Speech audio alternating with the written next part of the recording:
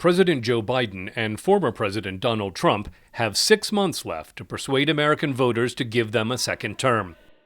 Trump will spend some of that time in state or federal court answering 4 separate indictments on charges that include unlawful retention of national defense information and falsifying business records.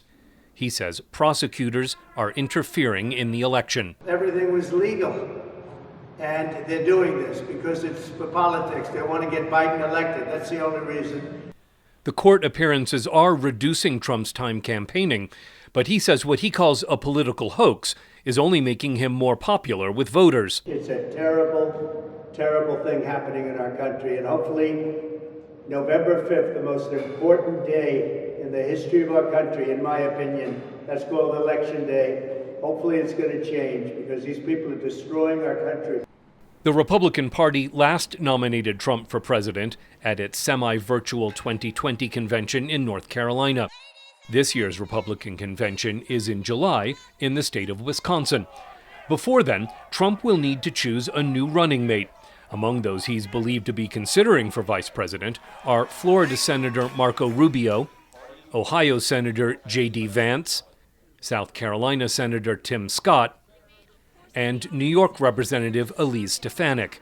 As the incumbent president, Biden has the advantage of White House events to keep voters' attention on the campaign trail.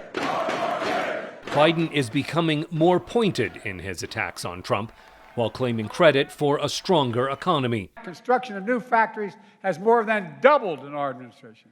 Meanwhile,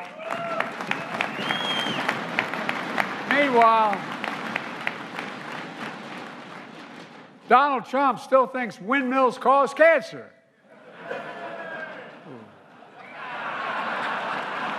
That's what he said. By the way, remember when he was trying to deal with COVID, he said, just inject a little bleach in your veins.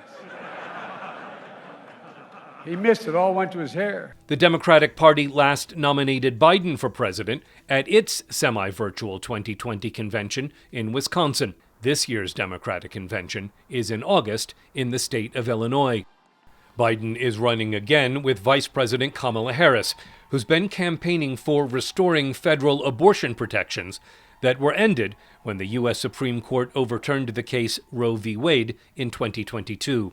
Donald Trump was the president who took away the protections of Roe. Joe Biden will be the president who puts the protections of Roe back in place. Before November's election day, Biden and Trump are expected to debate. Both men say they're ready. No date's been set. Scott Stearns, VOA News.